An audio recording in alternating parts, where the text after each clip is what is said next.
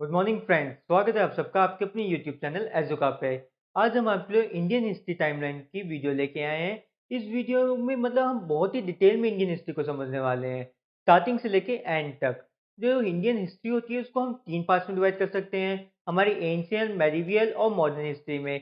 इस वीडियो में हम जो एंशियंट और मेडिवियल कवर करने वाले हैं, मॉडर्न के लिए हम अलग से वीडियो बनाएंगे क्योंकि ये अपने आप में ही बहुत बड़ी हो जाती है। इसमें हम आपको समझाएंगे कि कौन से रूलर आए, कौन से पीरियड में कौन सी डायनेस्टी स्टार्ट हुई थी, कौन सी बैटल्स लड़ी गई थी, बैटल्स का रिजल्ट क्या हुआ था। और हम ये भी समझाएंगे कौन से ट्रैवलर्स कौन से समय में कौन से पीरियड में कौन से रूलर के टाइम पे आए थे। तो इस वीडियो को ध्यान से देखें।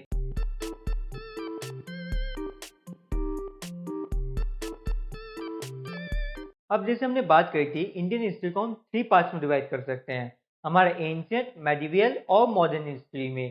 तो ये किस बेसिस पे डिवाइड किया है, पहले आपको ये समझना जरूरी है। जो इंडियन हिस्ट्री हम आज पढ़ते हैं, प्रेजेंट डे में पढ़ते हैं, वो ब्रिटिशर्स के टाइम्स में लिखी गई थी। ठीक है ना। जितनी भी हम अपने राजा महाराजाओं की कथाएं सुनते हैं, जितनी भी हिस्ट्री की बुकें होती हैं, सबके सब ब्रिटिशर्स के द्वारा अपने पीरियड में लिखी गई थी।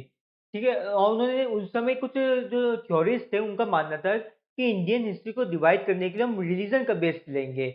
यानी कि उनका मानना था कि जब इंडिया में प्रीडोमिनेंटली हिंदू और बुद्धिस्ट रूलर थे, उस पीरियड को हम एंशिएंट हिस्ट्री कहेंगे। और जब प्रीडोमिनेंटली मुस्लिम रूलर थे, उस पीरियड को हम मेडिवियल पीरियड कहेंगे। और जब प्रीडोमिनेंटली जो है पहली बार जब हमारे क्रिश्चियन रूलर्स आ जाते हैं, यानी कि ब्रिटिश ईस्ट इंडिया कंपनी बनती है, वहां से हमारी मॉडर्न हिस्ट्री स्टार्ट हो जाती है। तो अगर हम एंशिएंट की बात करें, तो ये हमारी इंडस वैली सिविलाइजेशन से स्टार्ट होती है, जो कि 2500 बीसी में स्टार्ट हुई थी। और खत्म कब होती है, ये 700 एडी में खत्म होती है। 700 एडी में जब पहली बार जो है मुस्लिम रूलर्स ने इंडिया में इन्वेड करना स्टार्ट किया था। सबसे पहले जो मुस्लिम रूलर्स आए थे 712 एडी में आए थे, और उन्होंने सिंध के एरिया पे अटैक कर दिया था। इसलिए 700 से हम कहते हैं कि हमारी मेडिवियल हिस्ट्री स्टार्ट हो जाती है, जब मुस्लिम रूलर्स आ गए थे इंडिया में। फिर 700 से 1600 तक हमारी मेडिवियल रहती है, 1600 एडी तक। 1600 क्यों? क्योंकि 1600 में हमारी British east India company form हुई थी। ये भी एग्जाम में क्वेश्चन आ जाता है, ब्रिटिश ईस्ट इंडिया कंपनी कब फॉर्म हुई थी? तो वो 1600 में हुई थी। फिर हमारी मॉडर्न हिस्ट्री आ जाती है, जो कि 1600 से हम कह सकते हैं आज़ादी के टाइम तक, 1947 तक, या फिर हम प्रेजेंट डे तक भी कह सकते हैं, क्योंकि जो आज हमारे लिए प्रेजेंट है, फ्यूचर में जाके वो हमारे लिए हिस्ट्री बन जाएगा। तो हम कह सकते हैं 1600 से 1947 या फिर प्रेजेंट तक। ठीक है। जो किताबों में पढ़ाई जाती है वो 1947 तक आती है। जो आपके एग्जाम में भी क्वेश्चन पूछे जाते हैं, वो 1947 तक पूछे जाते हैं। तो अब हम समझेंगे कि बीसी और एडी का क्या कॉन्सेप्ट है। ये भी क्लियरिटी आपके लिए होना जरूरी है। तो ये सबसे पहले जब हम हिस्ट्री को नोट डाउन करना स्टार्ट किया गया, तो हिस्टोरियंस के मन में एक डाउट आया, एक जो है एक कंफ्यूजन सी आ गई, क्योंकि अलग अलग हिस्टोरियंस अलग अलग कैलेंडर का यूज कर रहे थे।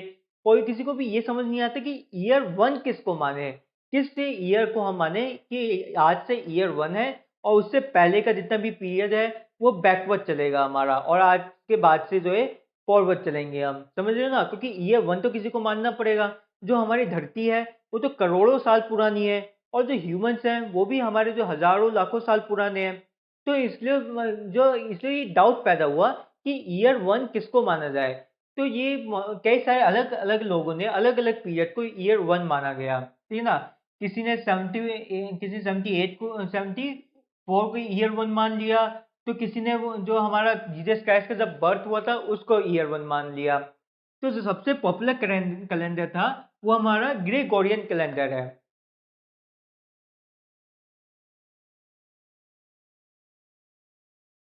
ये ना ग्रेगोरियन कैलेंडर था, जो कि हमारे अंग्रेजों के द्वारा बनाया गया था। सिर्फ अंग्रेज मतलब यूरोपियंस के द्वारा, क्योंकि ब्रिटिशर्स के अलावा भी बहुत सारी यूरोपियंस पावर थी। तो उन यूरोप में उस समय ग्रेगोरियन कैलेंडर चलता था। तो ग्रेगोरियन कैलेंडर, क्योंकि यूरोप ने पूरी दुनिया पे कंट्रोल कर लिया था, तो ग्रेगोरियन कैलेंडर को पूरी दुनिया ने ही अपना लिया। जो प्रेजेंट डे का हमारा कैलेंडर है वो ग्रेगोरियन कैलेंडर है, जिसमें हमें बताया है कि जो ईयर वन माना गया है वो जीसस क्राइस्ट के बर्थ को माना गया है। जब जीसस क्राइस्ट का बर्थ हुआ था, उस पीरियड को ईयर वन माना गया है, और उसके बाद से आने वाले सभी ईयर को एडी में गिना जाता है। के बाद जितने भी हमारे ईयर्स आते हैं उनको एडी में गिना जाता है, और इससे पीछे जितने भी ईयर हैं, ईयर 1 से पहले के जितने भी ईयर हैं, उन सबको बीसी में गिना जाता है। उन सबको बीसी में कह लो या फिर बीसीई में कह लो, ठीक है ना, दोनों में कोई अंतर नहीं है, दोनों एक ही बात है, बीसी या फिर बीसीई। ऐसे ही हमारा एक एडी होता है, एक सीई होता है, ठीक है। ये दोनों ही ग्रेगोरियन कैलेंडर में दोनों ही चीज़ों का यूज़ किया जाता है। क्यों करा जाता है, पर इनकी फुल फॉर्म समझ लीजिए आप। बीसी का मतलब हो गया बिफोर क्राइस्ट,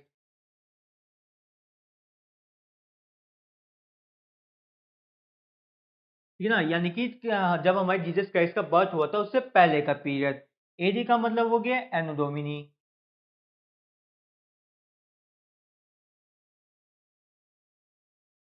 एनो डोमिनी का मतलब हो गया ईयर ऑफ लॉर्ड, यानी क्योंकि जो यूरोपियंस होते हैं वो जीसस क्राइस्ट में बिलीव करते हैं कि जीसस क्राइस्ट भगवान थे, तो इसलिए बोला गया कि जब जीसस क्राइस्ट का बर्थ हुआ था, वो हमारा जो है वहां से हमारे जो ईयर ऑफ लॉर्ड स्टार्ट हो गए, भगवान का युग स्टार्ट हो गया था, कि हमारे जीसस क्राइस्ट ने हमें एनलाइटमेंट दी थी, ऐसा यूरोपियंस का मानना था।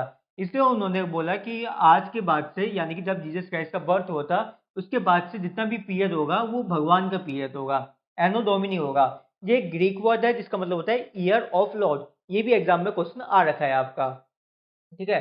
तो एडी का मतलब हमने समझ लिया एनो डोमिनी। और ये सी का क्या मतलब है, जिसको हम बार एडी की जगह भी यूज कर देते हैं कई बार।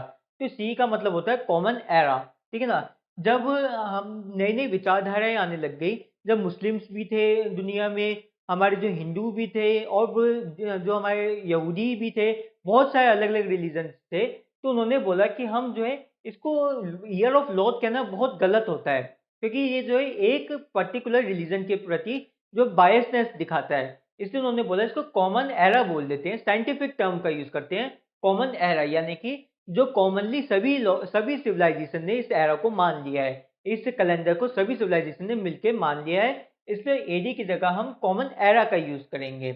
दूसरी तरफ बीसी की जगह बीसीई का यूज करने लग गए, यानी कि बिफोर कॉमन एरा।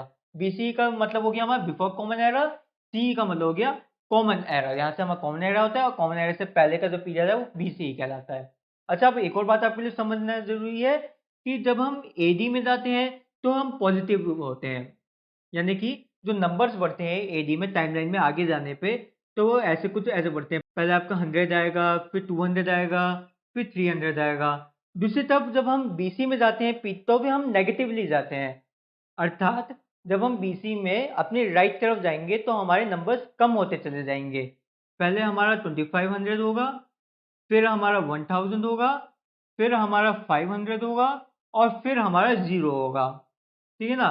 तो मतलब अगर हम जो नंबर बढ़ते हैं वो एडी में राइट की तरफ बढ़ते हैं और बीसी में लेफ्ट की तरफ बढ़ते हैं। ये वैसे सिंपल सा कॉन्सेप्ट है, पर फिर भी मैंने आपको बता दिया है। मेन आपको ये जानना है बीसी का क्या मतलब है, बीसी का क्या मतलब है, सीई का, और एडी का क्या मतलब है। अब हम एंशियंट हिस्ट्री से अपनी स्टार्ट करते हैं, इंडियन हिस्ट्री पर हम वापस आ जाते हैं और एंशियंट हिस्ट्री से स्टार्ट करते हैं। तो जैसे कि हमने बताया था कि एंशियंट हिस्ट्री जो होती है इंडिया की, वो 2500 बीसी से स्टार्ट होती है। पर इसका ये मतलब नहीं है कि 2500 बीसी से पहले इंडिया में कोई रहता ही नहीं था। इंडिया जो एक बैरन प्लेस थी, या फिर इंडिया में ह्यूमंस नहीं रहते थे। जो ह्यूमंस की सबसे पहले एग्जिस्टेंस के प्रमाण पाए गए हैं वो 9000 बीसी में पाए गए हैं। कहाँ पे पाए गए हैं, भिमबेटका केव्स है एक, वहाँ पे बहुत सारे प्रमाण पाए गए हैं हमारे एंशियंट इंडिया के, यानी कि जब हम आदिवासी हुआ करते थे, अभी सिविलाइज नहीं हुए हैं। जो सिविलाइजेशन पहली बार आई थी इंडिया में वो 2500 बीसी में आई थी। ये 9000 बीसी के लोग जो है अनसिविलाइज केव्स मैन थे, जिनको हम पैलियोलिथिक, नियोलिथिक और मेसोलिथिक में डिवाइड करते हैं। फिर 2500 बीसी में सबसे पहले इंडस सिविलाइजेशन पाई गई। इंडस सिविलाइजेशन के जो सबसे बड़े बड़े शहर थे वो बनने स्टार्ट हो गए थे, जिसमें हमारा मोहनजोदारो, हड़प्पा, सबसे पहले हड़प्पा की खोज करी गई थी, ठीक है ना, ये भी एग्जाम में क्वेश्चन आता है। इंडस वैली सिविलाइजेशन सबसे पहले जो खोज करी गई थी वो हड़प्पा शहर की करी गई थी, जो प्रेजेंट डे के पाकिस्तान में मौजूद है, हमारे पाकिस्तान के पंजाब में मौजूद है हड़प्पा। तो ये हड़प्पा के बाद मोहनजोदारो, कालीबंगन, धौलावीरा, या फिर आपका लोथाल, बहुत सारे शहर, बहुत बहुत सारे शहर ढूंढे गए इंडस वैली सिविलाइजेशन के। माना जाता है कि इंडस वैली सिविलाइजेशन अपनी एज के हिसाब से बहुत ही ज्यादा मॉडर्न थी, उसमें बहुत ही अच्छी प्रैक्टिसेस अपनाई जाती थी, जैसे कि उन्हें पता था कि कैसे एलॉयज का यूज करा जाए, कैसे जो है सैनिटेशन सिस्टम बनाया जाए, अपना ड्रेनेज सिस्टम बनाया जाए। उनके घरों में, उनके सिविलाइजेशन में वेल ड्रेन्ड हुआ करते थे, बहुत अच्छा ड्रेनेज सिस्टम था, वो भी अंडरग्राउंड ड्रेनेज सिस्टम हमारे इंडस वैली सिविलाइजेशन में। ठीक है। फिर हमारा 2500 बीसी में पहले शहर बनने स्टार्ट हुए थे, पर दुखद कारण से, किसी अनजान कारण से 1750 बीसी में सारे के सारे इंडस वैली सिविलाइजेशन के शहर तबाह हो जाते हैं। सबके सब अबेंडन कर दिए जाते हैं, सबको छोड़ छोड़ के लोग भाग जाते हैं। कोई नहीं जानता ऐसा क्या हुआ था 1750 के आसपास कि ये सारे के सारे शहर खाली हो जाते हैं। पर जो हमें सबूत मिले हैं आर्कियोलॉजिकल साइट से, ये पता लगा है कि 1750 बीसी में कुछ ना कुछ तो जरूर हुआ था। फिर उसके बाद 1500 बीसी में आर्यंस आते हैं। आर्यंस जो कि हमारे सेंट्रल एशिया से आते हैं, सेंट्रल एशिया के स्टीपर्स से, ठीक है ना, सेंट्रल एशिया के स्टीपर्स से आते हैं हमारे।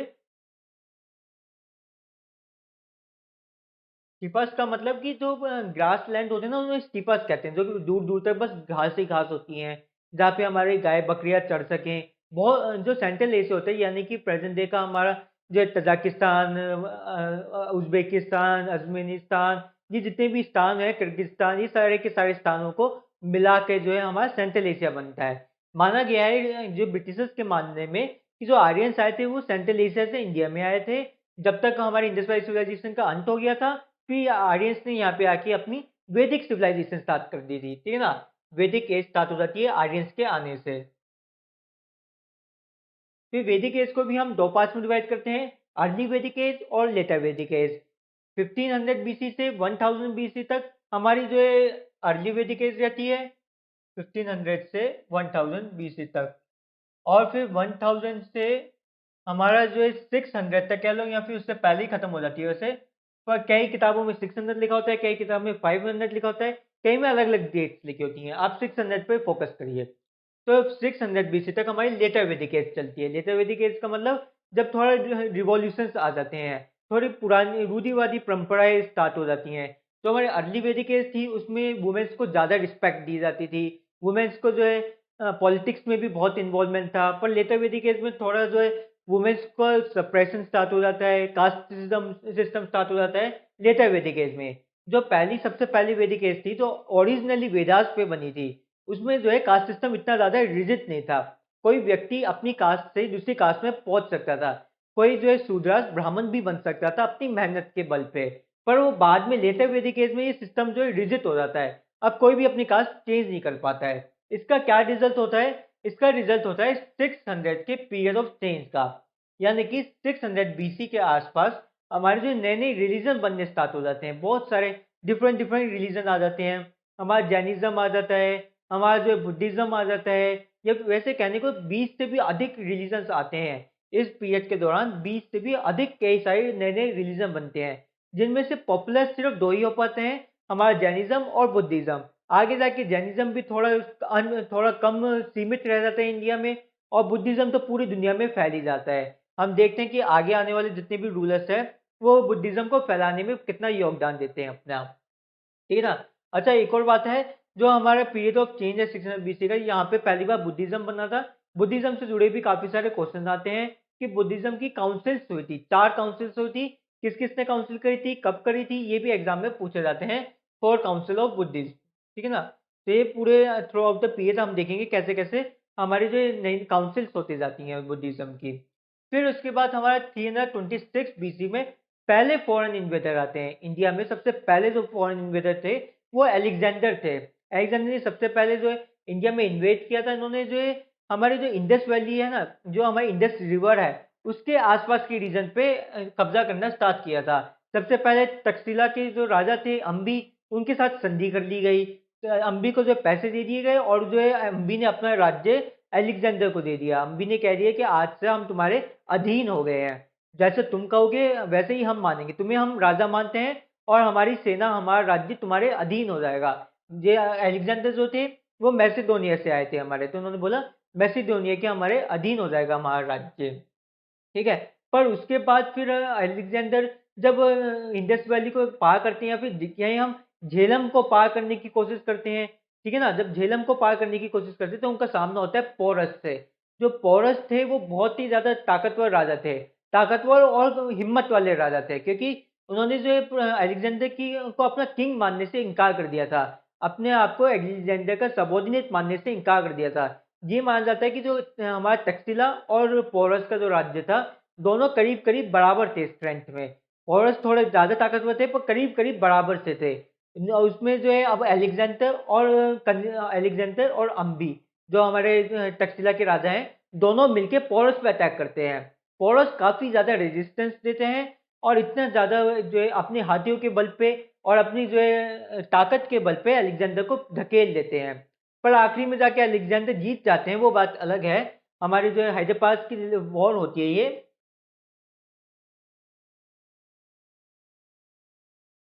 ये हाइडेप्सिस की वॉर होती है, जिसमें जो है हमारे अलेक्जेंडर जीत जाते हैं।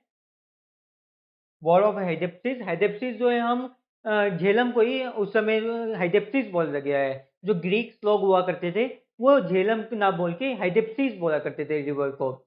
तो वहाँ उसके बैंक पे ये वॉर होती है, उसके किनारों पे वॉर होती है, इसलिए उसे बैटल ऑफ हाइडेप्सिस बोला जाता है। जिसमें हमारे अलेक्जेंडर पोरस को हरा देते हैं, पर उनकी सेना इतनी ज़्यादा थक जाती है, इतनी कमज़ोर हो जाती है, इतनी ज़्यादा डर जाती है हाथियों से, कि वो आगे लड़ने से मना कर देती है। और फिर अलेक्जेंडर भी खुश हो जाते हैं पोरस की लड़ाई से, तो वो पोरस को उसका सारा राज्य वापस कर देते हैं, बल्कि थोड़ा और राज्य दे देते हैं और क्या देते हैं, आज से तुम यहाँ के रूलर हो, हम मुझे ये रूल नहीं करना है, बस हम दोनों जो है दोस्ती कर लेते हैं, मैं वापस चले जाऊंगा, ये रूल तुम कर लेना। तो वो ऐसे करके वापस चले जाते हैं अलेक्जेंडर, और राजा जो होते हैं हमारे पोरस ही रहते हैं, क्योंकि उन्हें पता था अगर मैं पोरस से जीत जाता हूँ तो फिर मुझे मगध का सामना करना पड़ेगा। मगध जो कि उस समय पूरे इंडिया का राजा, नॉर्थन इंडिया का बहुत बड़ा एम्पायर था, जिसमें प्रेजेंट जो हमारी कैपिटल है वो पाटलिपुत्र में यानी कि बिहार में है। तो ये बिहार का राज्य हम कह सकते हैं, जिसने मेजर ऑफ द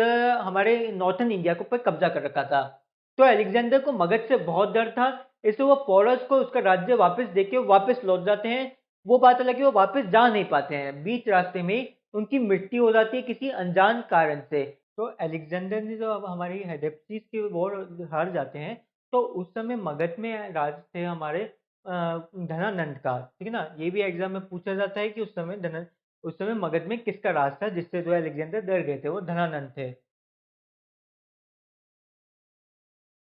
अब धनानंद के बारे में हम क्यों नहीं पढ़ते हैं इतना ज़्यादा, क्योंकि ये इतनी इंपॉर्टेंट रूलर्स नहीं है, उन्होंने इतना कुछ ज़्यादा किया नहीं था। बस हाँ, थोड़ा बहुत जो बेसिक फैक्ट्स पूछा जाता है कि जो धनानंद के पिता थे वो पद्मानंदा थे, महापद्मानंदा, और वो एक नाई थे, जिन्होंने अपने से पहले रूलर की गर्दन काट के खुद राजा बन गए थे।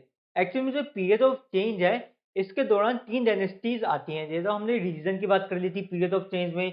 इस दौरान जो रूलर थे, 3 डायनेस्टीज हैं जिनके बारे में आपसे नहीं पूछा जाता ज़्यादा, इसलिए मैं उसको अभी डिस्कस नहीं करूंगा इस वीडियो में। उसको जब हम बाद में अगली किसी पीरियड ऑफ चेंज की कोई अलग से वीडियो बनाएंगे, उसमें डिस्कस करेंगे कैसे इसमें 3 डायनेस्टी होती हैं। पहली हरियंका डायनेस्टी, फिर हमारी सुसुनागा डायनेस्टी, और आखिर में नंदा डायनेस्टी। नंदा डायनेस्टी जिसके 2 रूलर्स थे हमारे, पहले महापद्मानंदा जिन्होंने अपने से पहले रूलर यानी कि काल अशोका को मार के राके उनके जो वो नाई थे, तो उनके गर्दन काट के खुद रूलर बन गए थे महापद्मानंदा। उनके बाद उनके बेटे आते हैं धनानंदा, और धनानंदा के दौरान ही अलेक्जेंडर इन्वेट करता है। अलेक्जेंडर धनानंद की ताकत देख के, क्योंकि धनानंद के पास बहुत सारे हजारों में एलिफेंट्स थे, तो हजारों एलिफेंट से डर के अलेक्जेंडर दुम दमा के भाग जाता है। फिर उसके बाद हमारे चंद्रगुप्ता आते हैं। चंद्रगुप्ता जो कि हम मौर्य डायनेस्टी की नींव रखते हैं, और चंद्रगुप्ता जो है उनको हरा देते हैं, धनानंद को हरा के खुद मगध के राजा बन जाते हैं। उस समय मगध मतलब इंडिया का सबसे बड़ा रूलर, जैसे कि हमारा जो है मुगल एम्पायर था, उस समय मगध एम्पायर था वैसे ही। ठीक है ना। अच्छा, अब आपसे जो है क्वेश्चन भी पूछा जाता है, 4 बुद्धिस्ट काउंसिल किसने करी थी। तो सबसे पहले हमारी बुद्धिस्ट काउंसिल अजित्य शत्रु ने करी थी, फिर हमारी काल अशोका, फिर अशोका, और आखिर में फोर्थ हमारी कनिष्क का। ठीक है, आदित्य शत्रु और काल अशोका, ये तो मतलब आदित्य शत्रु तो हमारे हरियंका डायनेस्टी से, इनके जो पिता थे वो बिंबिसार थे। वैसे इतना ज्यादा डिटेल में नहीं जाना आपको, वो जब हम उसके लिए अलग से वीडियो बनाएंगे, उसकी टेंशन मत लो, सब कुछ डिटेल में पढ़ाएंगे। पूरा कोर्स हम आपको डिटेल में देने वाले हैं, स्टार्टिंग से लेके एंड तक एक वीडियो में कवर करना मुश्किल है। इसलिए हम पूरा कोर्स बनाएंगे, एक एक टॉपिक पे एक एक वीडियो बनाएंगे डिटेल में, किसने किसको मारा, किसने कैसे जो है रूल किया, क्या दरबारी कौन थे, सब कुछ डिटेल में पढ़ेंगे। तो आदित्य शत्रु सबसे पहले, फिर काला अशोका ने, काला अशोका और जो कि हमारे शिशुनगर डायनेस्टी के थे, और फिर उसके बाद हमारे अशोका ने कराया था बुद्धिस्ट काउंसिल। जो काउंसिल होती है, 4 बुद्धिस्ट काउंसिल होती है, ऐसी जैनिज काउंसिल भी है, पर main important exam point of view से बुद्धिस्ट काउंसिल्स होती है हमारी। ठीक है, तो जो स्टार्ट किया गया था वो चंद्रगुप्ता के द्वारा किया गया था। चंद्रगुप्ता और उनके गुरु भी थे जिनको हम जानते ही हैं, कौटिल्य के नाम से जानते हैं या फिर हम चाणक्य के नाम से जानते हैं। कौटिल्य चाणक्य दोनों एक ही बात है। और फिर हमारे चाणक्य जी ने एक किताब भी लिखी थी अर्थशास्त्री पे, अर्थशास्त्र पर। वो भी एग्जाम में पूछी जाती है, अर्थशास्त्री किसने लिखी थी, वो कौटिल्य या फिर चाणक्य ने लिखी थी। ठीक है ना, क्योंकि अर्थशास्त्री और है भी पॉलिटिक्स की किताब है, वो पॉलिटिक्स के महारथी थे, तो वो पॉलिटिक्स पे लिखेंगे, ऑब्वियस सी बात है। ठीक है ना, तो चाणक्य की मदद से चंद्रगुप्ता राजा बन जाते हैं, नई डायनेस्टी शुरू करते हैं, मौर्यन एम्पायर शुरू करते हैं। फिर चंद्रगुप्ता के बाद हमारे बिंदुसार आते हैं। बिंदुसार के बारे में ज़्यादा डिटेल में नहीं पूछा जाता, वैसे तो बिंदुसार ने भी बहुत ज़्यादा एक्सपेंशन करी थी, पर हमारे 272 में अशोक आ जाते हैं, जिनको अशोका द ग्रेट भी बोला गया है, क्योंकि ये पहले रूलर थे जिन्होंने पूरे इंडिया को अपने अंडर किया था, पूरे इंडिया पे एक अखंड भारत का निर्माण किया था। और इन्होंने काफी सारी जगह अपनी पिलर्स लिखवाए थे, जिसमें जो है काफी इंफॉर्मेटिव बातें लिखी थी, रूल्स एंड रेगुलेशंस लिखे थे। और हम रिसर्च भी बहुत करी थी, साइंस में बहुत कंट्रीब्यूशन था अशोका का।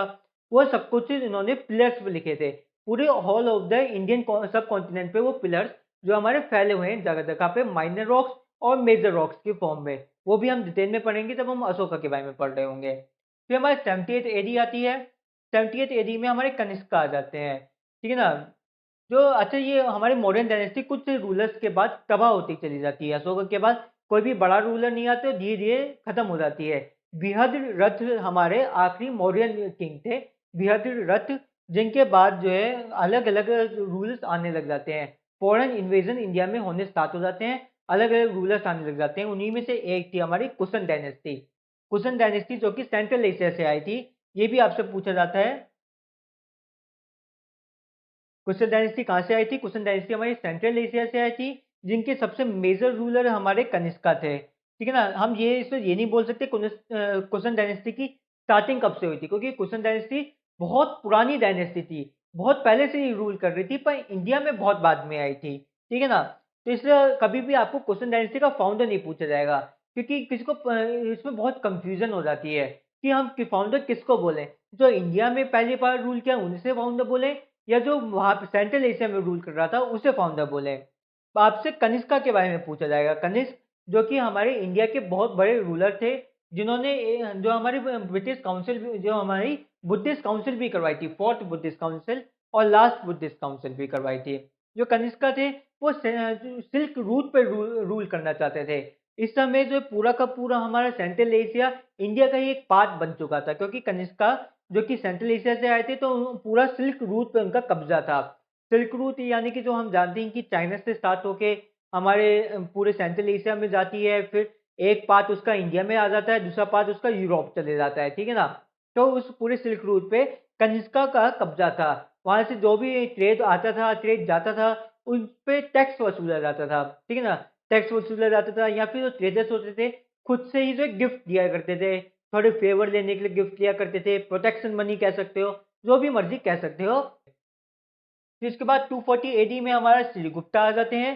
श्रीगुप्ता पहली बार जो गुप्ता डायनेस्टी की नींव रखते हैं। इस बात को समझिए, अभी बहुत सारी अनसर्टेनिटी थी इस पीरियड, जब अशोका और आखिरी में हमारे जो है मगध के एम्पायर मर जाते हैं, हमारे आखिरी मौर्यन एम्पायर मर जाते हैं, तो उसके बाद बहुत ज़्यादा अनसर्टेनिटी आ जाती है।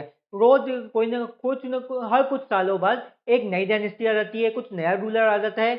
जब तक हमारे श्रीगुप्त नहीं आ गए थे, श्रीगुप्त ने गुप्ता डायनेस्टी की नींव रखी और एक फिर से इंडिया को एक यूनाइट करना स्टार्ट कर दिया था। ठीक है ना, इसमें मेन जो पूछा जाता है वो श्रीगुप्ता के बारे में पूछा जाता है, जो 240 में जिन्होंने स्टैब्लिश करी थी। उसके अलावा आपसे समुद्रगुप्ता के बारे में भी पूछा जाएगा, चंद्रगुप्ता के बारे में भी पूछा जाएगा। ठीक है ना, जो चंद्रगुप्ता है वो हमारे गुप्ता डायनेस्टी के भी हैं और हमारे मौर्यन डायनेस्टी के भी हैं। ये दो अलग अलग चंद्रगुप्ता हैं, इसमें कंफ्यूज मत हो जाना। जो हमारे चंद्रगुप्ता मौर्य हैं वो हमारे मौर्यन डायनेस्टी के हैं, और जो चंद्रगुप्ता हैं वो हमारे गुप्ता डायनेस्टी के हैं, ठीक है ना। वो हो गए चंद्रगुप्त, ये हो गए हमारे चंद्रगुप्ता, ठीक है। तो और आपसे ये भी पूछा जाता है एग्जाम में कि किसको हम नेपोलियन ऑफ द इंडिया बोलते हैं, नेपोलियन ऑफ इंडिया। तो वो समुद्रगुप्त को बोला जाता है, क्योंकि समुद्रगुप्ता ने बहुत सारी बैटल्स लड़ी थी, बहुत ज्यादा एक्सपेंशन किया था, जिसके कारण जो गुप्ता एम्पायर है उस मेजर ऑफ द इंडिया पे रूल करना स्टार्ट कर दिया था गुप्ता एम्पायर ने। फिर हमारा 606 एडी का पीरियड आता है, जब गुप्ता एम्पायर का अंत हो जाता है, गुप्ता एम्पायर पूरी तरीके से खत्म हो जाता है या फिर इनसिग्निफिकेंट बन जाता है, तो फिर से एक पीरियड ऑफ अनसर्टेनिटी आ जाती है, रोज नए नए रूलर बनने स्टार्ट हो जाते हैं। ऐसी ही एक डायनेस्टी थी हर्षवर्धना डायनेस्टी, जिसके आखिरी रूलर थे हमारे हर्षवर्धन, ठीक है ना, हर्षवर्धना। इस डायनेस्टी को हम पुष्य मित्रा डायनेस्टी भी बोलते हैं, ठीक है ना। दोनों में एक ही बात है, एग्जाम में जो भी आपसे पूछा जाए, वैसे वर्धना डायनेस्टी ज्यादा कॉमन होते हैं सुनने में, तो हर्षवर्धना हमारे वर्धना डायनेस्टी के या फिर एंशियंट इंडिया के आखिरी रूलर भी हम इनसे बोल सकते हैं, क्योंकि 606 में ये आए थे। इसके बाद बहुत सारी अनसर्टेनिटी हो जाती है, और उसके बाद हमारे जो है मुस्लिम रूलर स्टार्ट हो जाते हैं। 700 एडी में मुस्लिम रूलर इंडिया में आने शुरू हो जाते हैं, जैसे कि हमने पढ़ाया था 712 में पहली बार मुस्लिम रूलर्स ने सिंध एरिया को कब्जाया था, ठीक है। अच्छा, अब एग्जाम में जो आपसे और चीजें पूछी जाती हैं, वो ट्रेवलर्स के बारे में पूछी जाती हैं, कौन से ट्रेवलर्स आए थे किसके पीरियड में। तो हमारे हर्षवर्धना के पीरियड में भी इंपॉर्टेंट ट्रेवलर आए थे, और अशोका के पीरियड में भी, और चंद्रगुप्ता। पहले चंद्रगुप्ता की अगर हम बात करें, तो ग्रीक ट्रेवलर आए थे, मैसेथिनीज आए थे, ठीक है ना। तो हम मौर्यन एम्पायर में इधर लिख यू नो मेगास्थेनिस हमारे एक ग्रीक स्कॉलर थे, ग्रीक जो है ट्रैवलर थे, जो कि चंद्रगुप्ता के एम्पायर में वर्क किया करते थे। और इन्होंने एक बुक लिखी थी इंडिका, जिसके बारे में एग्जाम में पूछा जाता है बहुत ज्यादा, क्योंकि इंडिका ने उस समय की फ्लोरा एंड फौना के बारे में बहुत डिटेल में समझाया था, ठीक है ना। मेगास्थेनिस, जिनकी बुक का नाम था इंडिका, और वो जो काम करते थे हमारे चंद्रगुप्ता के दरबार में, वो उनके दरबारी बन के थे, आए ट्रैवलर के तौर पे थे, पर कई कई सालों तक रहे, तो वो दरबारी बन के रहे थे वहां पे। उन्होंने काफी एक्सटेंसिव रिकॉर्ड लिखे थे। फिर हर्षवर्धना के दौरान भी काफी सारे चाइनीज ट्रेवलर्स आए, जिनमें से हुएंग सेंग सबसे ज्यादा फेमस है। वैन आए थे हर्षवर्धना के दौरान, और जब ये आए थे तो ये एक बुद्धिस्ट ट्रैवलर थे, जैसे नाम से पता चला चाइनीज में, चाइना में जो बुद्धिज्म था उस समय, तो बुद्धिस्ट ट्रैवलर आए थे। और जब ये जा रहे थे अपने घर, तो हर्षवर्धना ने इनको बहुत सारे स्क्रिप्चर दिए थे, बहुत सारे सोना चांदी और मूर्तियां दी थी, बुद्धिज्म से जुड़ी हुई मूर्तियां दी थी गोल्ड की, ठीक है ना। तो इससे ऐसा बोला जाता है कि हजारों स्क्रिप्ट दी गई थी, बहुत सारे दौलत दी गई थी, जिनमें से ज्यादातर जो है पानी में बह गई थी, वो बात अलग है। पर काफी कुछ जो है हमारी चाइना भी पहुंच जाती हैं। फिर अपने बाकी बचा हुआ जीवन वेंस है जो है उन स्क्रिप्ट को समझने में बिता देते हैं, उन स्क्रिप्ट को मैंडरीन में कन्वर्ट करने में बिता देते हैं, ठीक है। यहीं पे हमारी जो है एंशियंट हिस्ट्री खत्म होती है। अब हम अपनी मेडिवल हिस्ट्री स्टार्ट करेंगे। हमने एंशियंट हिस्ट्री आपको डिटेल में समझा दी है, पर फिर भी अगर आपको एक एक टॉपिक डिटेल में समझना हो, हर एक डायनेस्टी के बारे में, हर एक डायनेस्टी के कौन से रूलर हैं, एग्जाम पॉइंट ऑफ व्यू से, भले ही आप एसएससी का एग्जाम दे रहे हो या फिर आप डीटी प्लस बी का, या कोई भी आप गवर्नमेंट एग्जाम दे रहे हो, एनटीपीसी का, जिसमें भी आपका जो है हिस्ट्री या जीके आ रही हो, क्योंकि हमने हर एक सब्जेक्ट के लिए अलग से प्लेलिस्ट बनाई है आपके, भले ना कि सिर्फ जीके बल्कि इंग्लिश मैथ सभी के लिए हमने प्लेलिस्ट बनाई है, जिसमें हमने आपको डिटेल में फुल कोर्स प्रोवाइड किया है। तो हमारे चैनल को सब्सक्राइब कर लें, और एक एक प्लेलिस्ट को ध्यान से देखें अपनी अच्छी प्रिपरेशन के लिए। अब हम मेडिवल हिस्ट्री स्टार्ट करते हैं। तो मेडिवल हिस्ट्री जो स्टार्ट होती है इंडिया में, वो 712 में या फिर 7000 में हम बोल सकते हैं, ठीक है ना।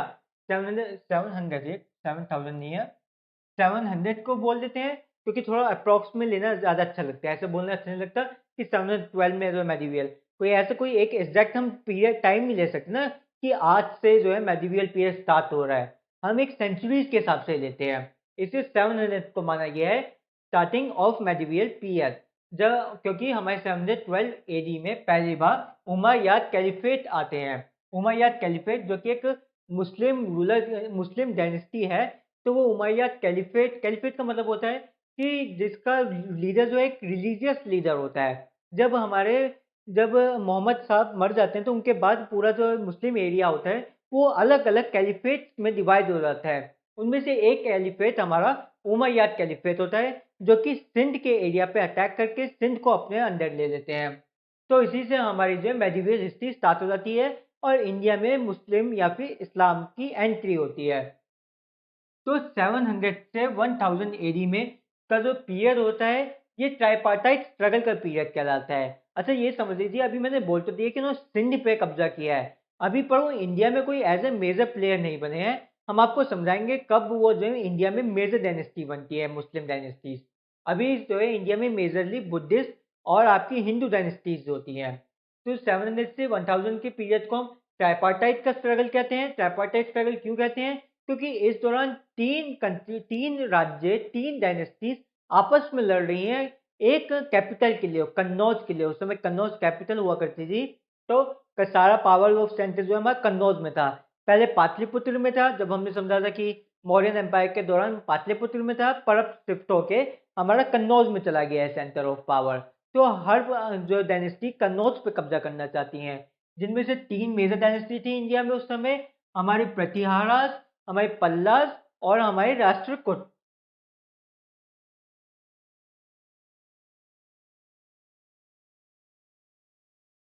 है ना? प्रतिहारास, पल्लस और राष्ट्रकूट, उनकी लोकेशन आपको मिल गई होगी। कैसे? जो राष्ट्रकूट है वो हमारे डेक्कन प्लेट्यू पे थे, जो पल्लस है वो बंगाल में, और प्रतिहारस हमारे जो है गुजरात राजस्थान वाले एरियाज में थे। इनका पूरा नाम गुजरात प्रतिहारस भी बोला जाता है, कुछ जगह सिर्फ प्रतिहारस भी बोल दिया जाता है, दोनों एक ही बात है। ठीक है? तो ये कन्नौज के लिए लड़ रहे थे, बार बार लड़ाई करते हैं, कभी प्रतिहारस जीत जाते हैं, कभी पल्ला जीत जाते हैं, कभी जो है राष्ट्रकूट जीत जाते हैं। इन तीनों में से राष्ट्रकूट जो है ज़्यादा हावी थे, ज़्यादा जो है इन दोनों बाकी दोनों डायनेस्टीज पे ज़्यादा हावी रहते थे, बार बार जीत जीत के, लूट लूट के वो वापस चले जाते थे। ठीक है ना? तो वो बात अलग है, वो हम जब आपको ट्राइपार्टाइट की वीडियो में आप देख सकते हैं, जाके हमने पूरी डिटेल में समझा रखा है कैसे उनकी वॉर होती है। फिर उसके बाद हमारे 1025 एडी में मोहम्मद गजनी आते हैं। मोहम्मद गजनी, जिनके बारे में बोला जाता है इन्होंने 17 बार सोमनाथ टेम्पल को इन्वेड किया था। इस दौरान और भी काफी सारे हमारे मुस्लिम इन्वेडर्स आने शुरू हो जाते हैं इंडिया में, पर जो मेजरली होते हैं वो मोहम्मद गजनी होते हैं, जिनके बारे में बोला जाता है इन्होंने 17 बार सोमनाथ टेम्पल को लूटा था। 17 बार लग गए थे इन्हें सोमनाथ टेम्पल से खजाना लेके अपने घर वापस ले जाने में। अपना जो इनका अफगानिस्तान से आए थे ये, तो अफगानिस्तान वापस ले जाने में सारा पैसा इन्हें 17 साल लगे महमूद गजनी को। फिर हमारे 1191 एडी में मोहम्मद गौरी आते हैं। मोहम्मद गौरी, इनका जो थोड़ा एम अलग होता है। ये पहले तो जितनी भी मुस्लिम इन्वेडर्स आ रहे थे, उनका एम बस पैसा लेना था, टेम्पल्स को लूट के पैसा अपने घर ले जाना था। पर हमारे मोहम्मद गजनी का एम थोड़ा अलग था, मोहम्मद गौरी का एम अलग था। मोहम्मद गौरी चाहते थे कि एक एम्पायर स्टैब्लिश किया जाए इंडिया में, एक मुस्लिम एम्पायर स्टैब्लिश किया जाए।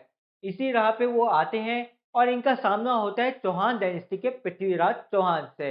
अच्छा, चौहान डायनेस्टी कहाँ से आ गई हमारी? जो प्रतिहारस थे हमारे चारपाटा स्ट्रगल के दौरान, जब उनकी पावर जो है वीक होने लग जाती है, तो उनके एक जनरल होते हैं जो कि अपनी खुद की डायनेस्टी स्टार्ट कर देते हैं, चौहान डायनेस्टी। और आगे जाके उनके एक बड़े रूलर होते हैं पृथ्वीराज चौहान, जो कि मोहम्मद गौरी के दौरान रूल कर रहे होते हैं। पर जो है मोहम्मद गौरी पृथ्वीराज चौहान से जीत जाते हैं। पहले 1191 में तो मोहम्मद गौरी हार जाते हैं। फिर पृथ्वीराज चौहान उनको माफ कर देते हैं, कोई बात नहीं, तुम जाओ अपने घर जाओ। उन्हें लगा कि ये बस इन्वेडर था, पैसे लूटने आया था, दोबारा नहीं आएगा, डरने के बाद दोबारा नहीं आएगा। पर फिर मोहम्मद गौरी दोबारा अगले साल दोबारा आते हैं 1192 में। अच्छा, ये बैटल होती है, इसको बैटल ऑफ तेहरेन कहते हैं। Battle of तेहरेन।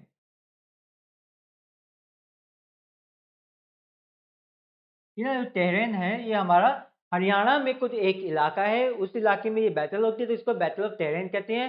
तेहरेन 1 एंड तेहरेन 2। जो तेहरेन 1 में हमारे पृथ्वीराज चौहान जीत जाते हैं, तेहरेन 2 में मोहम्मद गौरी जीत जाते हैं, क्योंकि उनको काफी सारे हिंदू राजाओं का समर्थन हासिल हो गया था। जैसे कि जयचंद हमारे सबसे मेन माने जाते हैं, जिन्होंने पृथ्वीराज चौहान को धोखा दिया, मोहम्मद गौरी का साथ देके पृथ्वीराज चौहान को हराने में उनको मदद करी थी। पर ये बोला जाता है मोहम्मद गौरी जीत के भी हार जाते हैं, क्योंकि पृथ्वीराज चौहान को एक ऐसा स्किल आता है, ऐसी टेक्निक आती है कि वो बस आवाज सुन के जो है अपने दुश्मन पे वार पे अटैक कर सकते हैं। तो जब मोहम्मद गौरी जो है पृथ्वीराज चौहान को बंदी बना लेते हैं, तो उनकी आंखें छीन लेते हैं, उन पर अत्याचार कर रहे होते हैं। फिर वो बस उनकी आवाज़ सुन के ही तीर चला देते हैं और मोहम्मद गौरी को मार डालते हैं। अर्थात मोहम्मद गौरी जीतने के बाद भी मर जाते हैं और कभी भी इंडिया पे राज नहीं कर पाते हैं मोहम्मद गौरी। फिर उसके बाद हमारी दिल्ली सल्तनत स्टार्ट हो जाती है। मोहम्मद गौरी का एक स्लेव था, या फिर उस समय जो स्लेव हुआ ये उस समय एक ट्रेडिशन था कि जितने भी मुस्लिम रूलर हुआ करते थे वो अपने स्लेव को अपना जनरल बना देते थे और आगे जाके वो राजा भी बनाते थे, ठीक है ना। तो मोहम्मद गौरी का एक स्लेव था कुतुबुद्दीन ऐबक, कुतुबुद्दीन ऐबक। तो कुतुबुद्दीन ऐबक जो एक स्लेव था और मोहम्मद गौरी का, पर मोहम्मद गौरी के मरने के बाद वो खुद को इंडिया का राजा बना लेता है, ठीक है ना। अभी उसने इंडिया पे अब पूरी तरीके से राजा अपने आप को नहीं बनाया है। अभी वो मान रहा है कि मैं जो है अफगानिस्तान के अंदर काम करूंगा, मैं अफगानिस्तान में मेरा जो है मेन राजा होगा, मैं उसके अंदर काम करके इंडिया को संभालूंगा, ठीक है। पर ये दिल्ली सल्तनत की नींव हम यहीं से मान लेते हैं, यहीं से हमारी दिल्ली सल्तनत की नींव रख देती है कुतुबुद्दीन ऐबक, ठीक है। तो जो दिल्ली सल्तनत है ये 4 डायनेस्टीज के कॉम्बिनेशन को कहते हैं, जिसमें सबसे पहले हमारी जो है ये स्लेव डायनेस्टी आती है, फिर खिलजी डायनेस्टी आती है, तुगलक डायनेस्टी आती है और आखिरी में हमारी लोधी और सैयदी डायनेस्टी भी आती है, ठीक है। उनके बारे में डिटेल में पढ़ेंगे जब हम दिल्ली सल्तनत में पढ़ेंगे। अभी आप समझ लीजिए स्लेव डायनेस्टी स्टार्ट होती है 1606 में और ये हमारे 1527 तक चलती है, ठीक है। 1527 तक हमारी दिल्ली सल्तनत चलती है जिसमें 4 डायनेस्टीज आ रही हैं। अच्छा, इसी के दौरान बीच में हमारे तैमूर भी आते हैं। जो तैमूर के आपने सुना होगा, तैमूर भी दिल्ली में आते हैं। दिल्ली में बहुत भयानक जो है मारकाट कर देते हैं, बहुत सभी लोगों को मार डालते हैं, सभी जो है वेल्थ लूट लेते हैं। वो सब भी हमारी दिल्ली सल्तनत के दौरान है, तुगलक डायनेस्टी के दौरान होती है। हमने बताया ना आखिरी में, सबसे आखिरी में तुगलक और सैयदी डायनेस्टी होती है, तो उसमें से सेकंड लास्ट हमारी तुगलक डायनेस्टी के रूलर होते हैं जिनका मोहम्मद तुगलक होता है। तो महमूद तुगलक, एक्चुअल में महमूद तुगलक के दौरान जो है हमारे तैमूर आते हैं और तबाही मचा के चले जाते हैं। फिर वो अपना कोई राजा पपेट रूलर स्टैब्लिश करके चले जाते हैं। वैसे हमारी सैयदी डायनेस्टी स्टार्ट होती है। फिर सैयदी डायनेस्टी कुछ सालों तक चलती है। उसके बाद फिर बाबर आ जाते हैं। बाबर जो है पानीपत वन वॉर लड़ते हैं। जीके एग्जाम में आपसे पूछा जा सकता है, ठीक है ना। पानीपत वॉर किसने लड़ी थी? वो बाबर ने और हमारे जो है आखिरी दिल्ली सल्तनत के रूलर्स ने लड़ी थी, जिसमें बाबर जीत जाते हैं और इंडिया में दोबारा से इंडिया में जो है मुगल डायनेस्टी स्टैब्लिश हो जाती है, ठीक है। इसके बाद भी बाबर 4 सालों में 4 वॉर लड़ते हैं। हर साल एक नई वॉर लड़ते हैं। वो भी डिटेल में इतनी जाने की जरूरत नहीं है आपको। पर उसके बाद फिर बाबर के बाद हमारे काफी सारे रूलर आते हैं। तो मुगल्स के पास जो मेन, बाबर का हुमायूं, फिर हुमायूं के बाद अकबर, जो अकबर मेन होते हैं हमारे रूलर, क्योंकि अकबर को अकबर द ग्रेट भी बोला गया है। एक अशोका को तो अशोका द ग्रेट बोला गया है और एक अकबर को अकबर द ग्रेट बोला गया है, क्योंकि अकबर ने बहुत ही ज्यादा रिलीजियस टॉलरेंट पॉलिसी अपनाई थी। सभी रिलीजन को समान देखा गया था, किसी के साथ भी भेदभाव नहीं करते थे, कोई भी जो है हिंदू टेम्पल्स डिस्ट्रॉय नहीं करते थे। बल्कि ये भी बोला गया है कि अकबर ने जो है जो हमारा गोल्डन टेम्पल है उसके लिए जमीन भी अलॉट करी थी, ठीक है ना। तो बहुत रिलीजियस टॉलरेंट थे। ये 1556 में बनते हैं हमारे अकबर। और ये जो है अकबर कैसे बनते हैं? ये पानीपत की वॉर, पानीपत टू में बनते हैं।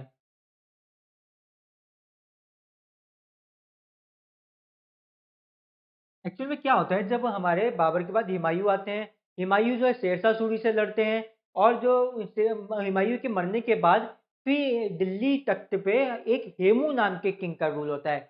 हेमू जो कि एक हिंदू रूलर माना गया है, उनको वैसे तो मुस्लिम थे पर उनको हिंदू नेम दिया गया हेमू, क्योंकि हेमू भी अपने आप में बहुत ही रिलीजियस टॉलरेंट थे। पूरे सभी लोग उन्हें बहुत अच्छे से मानते थे, भले अफगानी हो, हिंदू हो, मुस्लिम हो, सब उनके तरफ थे। पर कुछ जो है बैटल में एक इंजरी के कारण वो मर जाते हैं, उनको एक तीर लग जाता है, तो इसलिए जिसके कारण जो है अकबर जीत जाते हैं हेमू से पानीपत वॉर 2 में। और दोबारा से जो है मुगल डायनेस्टी आ जाती है इंडिया में। बीच में कुछ देर दिनों के लिए बार बार मुगल डायनेस्टी जा रही थी, आ रही थी। ये समझिए बाबर के बाद, जब बाबर की मृत्यु के बाद जब हुमायूं आते हैं तो हुमायूं 1-2 साल रूल करते हैं। फिर जो शेरशाह सूरी उनको गद्दी से हटा देते हैं। हुमायूं 15 साल के लिए बाहर चले जाते हैं। 15 साल बाद हुमायूं दोबारा आते हैं और फिर 1 साल रूल करके मर जाते हैं। उसके बाद फिर अकबर आते हैं। अकबर जो है, अकबर के दौरान हेमू आ जाते हैं। अकबर हेमू को हराते हैं और अकबर के एक जनरल भी था जिनका नाम बैरम खान है, ठीक है ना। सब कुछ डिटेल में पढ़ेंगे जब हम अकबर के बारे में पढ़ रहे होंगे। और फिर अकबर के बाद अकबर के बेटे आते हैं, जहांगीर आते हैं, जहांगीर के बाद शाहजहां आते हैं, शाहजहां के बाद फिर हमारे हुमायूं आ जाते हैं। हुमायूं नहीं, औरंगजेब। शाहजहां के बाद फिर हमारे औरंगजेब आ जाते हैं। औरंगजेब को बहुत ही ज्यादा क्रूअल माना जाता है, रिलीजियसली इंटॉलरेंट माना जाता है, क्योंकि जो हमारे औरंगजेब हैं वो काफी ज्यादा जो टेम्पल्स को तोड़ते हैं, काफी रिलीजियस फिगर्स को मारते हैं, जैसे कि हमारे सिख गुरु को भी मारते हैं औरंगजेब। तो औरंगजेब को बहुत ही रिलीजियसली इंटॉलरेंट माना जाता है। और फिर उसके बाद औरंगजेब के बाद हमारे मुगल डायनेस्टी तबाह हो जाती है। इतनी ज्यादा विद्रोह होने लग जाते हैं कि औरंगजेब के मरने के बाद कोई भी स्ट्रॉन्ग मुगल हमें एम्पायर देखने के लिए नहीं मिलता है, कोई भी स्ट्रॉन्ग एम्पायर देखने के लिए नहीं मिलता है। फिर उसके बाद इसी दौरान हमारे इसके बाद काफी लंबे समय तक हमारी मुगल डायनेस्टी रहती है दिल्ली में। तो पर दिल्ली के अलावा जितने भी हमारे एरियाज होते हैं वहाँ पे रीजनल रूलर्स आने लग जाते हैं। जैसे कि हमारे जो मुंबई, महाराष्ट्र, पुणे का जो एरिया है वहाँ पे जो है मराठा डायनेस्टी आ जाती है। शिवाजी जो कि हमारे जीजाबाई के बेटे हैं, जीजाबाई के बेटे थे शिवाजी, उन्होंने अपनी एक नई डायनेस्टी स्टार्ट कर देते हैं। जो है महाराष्ट्र में एक नई डायनेस्टी स्वराज के नाम से एक नया एम्पायर स्टार्ट करते हैं। स्वराज का मतलब होता है कि खुद का रूल करेंगे। अब हम जो है किसी मुस्लिम रूलर के अंदर नहीं करेंगे राज, अब हम खुद का हिंदू एम्पायर स्टार्ट करेंगे। तो उन्होंने स्वराज के नाम से अपना एक एम्पायर स्टार्ट करते हैं, जो कि एक मराठी एम्पायर होता है। धीरे धीरे वो एक्सपेंशन होती रहती है उसकी, ठीक है। और उसके बाद काफी इनके बाद फिर संभाजी आते हैं, साहू आते हैं, काफी सारे आते हैं। फिर 1719 में हमारे बालाजी विश्वनाथ आते हैं। बालाजी विश्वनाथ एक पेशवा थे। पेशवा का मतलब होता है कि जनरल, जिसको हम चेस में जो है क्वीन भी बोल, जिसको हम मतलब वजीर बोला करते हैं, ठीक है ना। जो वजीर थे उस समय, वजीर को पेशवा बोले जाते थे। तो जो हमारे पेशवा थे बालाजी विश्वनाथ, उनके समय में साहू राजा थे, ठीक है ना, राजा साहू थे। तो इन्होंने सैयदी ब्रदर्स के साथ संधि कर ली थी। उस समय दिल्ली में जो मुगल जो है सैयदी ब्रदर्स का कंट्रोल हुआ करता था, ठीक है। सैयदी ब्रदर्स के बारे में हम दिल्ली सल्तनत के दौरान पढ़ेंगे, ठीक है।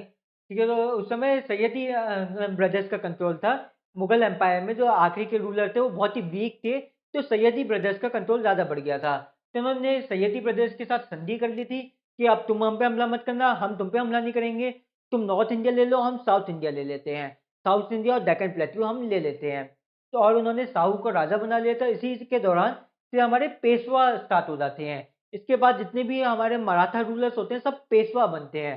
मतलब रूलर कोई और होता है और कंट्रोल कोई और कर रहा होता है, कंट्रोल उसका जनरल कर रहा होता है, पेशवा कर रहे होते हैं।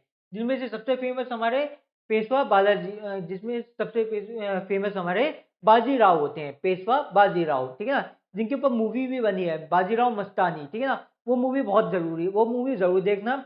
उसमें काफी सारे एक्सपेक्ट्स आपको समझाए गए हैं हिस्ट्री से जुड़े, कैसे कि पेशवा बाजीराव ने इतने ज्यादा बैटल्स लड़ी थी, ठीक है। तो उसके बाद ही काफी समय तक हमारे पेशवा रहते हैं। फिर पानीपत थ्री वॉर हो जाती है हमारी, ठीक है। जो पानीपत थ्री वॉर होती है वो हमारे वो भी एक पेशवा लड़ रहे होते हैं। पानीपत वॉर थ्री जो मराठा और अफगानियों के बीच में होती है, पानीपत की थ्री वॉर, ठीक है। तीन पानीपत है, पहली पानीपत वन में बाबर जीत जाते हैं, पानीपत टू में अकबर जीत जाते हैं, और पानीपत थ्री में अब्दाली यानी कि अफगानी जीत जाते हैं, ठीक है। पानीपत वॉर थ्री जो है मराठी वर्सेस अब्दाली के बीच में हुई थी। अब्दाली एक अफगानी रूलर था जो कि इंडिया में इन्वेट करने के मकसद से आया था। और उस समय जो है हमारे उस समय जो मुगल एम्पायर है बहुत ही वीक हो गया था, इसलिए अब्दाली जीत जाता है। उस मराठा मदद करते हैं मुगल एम्पायर की, पर दोनों के दोनों हार जाते हैं, मराठा भी हार जाते हैं, मुगल्स भी हार जाते हैं। जीतता कौन है? अब्दाली जीतते हैं, जो कि अफगानिस्तान से आते हैं। ये एग्जाम में पूछा जाता है कि पानीपत थ्री किसके बीच में लड़ी गई थी। अब इसको ऐसे याद कर सकते हैं, पानीपत की जितनी भी वॉर हुई है कभी भी इंडिया के लिए अच्छी नहीं हुई है। सारी पानीपत की वॉर में इंडिया का नुकसान ही नुकसान हुआ है। पानीपत वॉर में वन में हमारे जो है बाबर मुगल एम्पायर स्टैब्लिश हो जाते हैं। पानीपत वॉर टू में हेमू जैसे अच्छे किंग हमसे लूज हो जाते हैं। अकबर भी अच्छे रूलर थे, पर हेमू को माना जाता है वो ज्यादा रिलीजियस टॉलरेंट थे, ज्यादा अच्छे रूलर थे। फिर पानीपत थ्री में जो है मराठा हार जाते हैं और हमारे अफगानी जीत जाते हैं, ठीक है। इसी के साथ हमारी इंडियन हिस्ट्री कंप्लीट हो जाती है। हम आपको एंशिएंट और मेडिवल अच्छे से डिटेल में समझा दिए हैं। अगर आपको और भी वीडियोस देखनी हो और भी टॉपिक समझने तो हमारी प्लेलिस्ट में जाइए, अलग अलग प्लेलिस्ट बनाई है हमने, साइंस की अलग बनाई है, केमिस्ट्री की अलग बनाई है, हमने आपके लिए एलआर की यानी रीजनिंग की अलग से बनाई है, मैथ की, इंग्लिश की, सबकी अलग प्लेलिस्ट बनाई है। तो अगर आपको कोई डाउट हो हमें कमेंट सेक्शन में ज़रूर बताएं। वीडियो पसंद आ गई हो तो लाइक से कमेंट करना ना भूलें। अगर आप हमारे चैनल पर नए हैं तो नीचे दिए गए सब्सक्राइब बटन को क्लिक करें और साथ में दिए गए बेल आइकन को क्लिक करें ताकि हमारी वीडियोस की लेटेस्ट नोटिफिकेशन आपको मिलती रहे।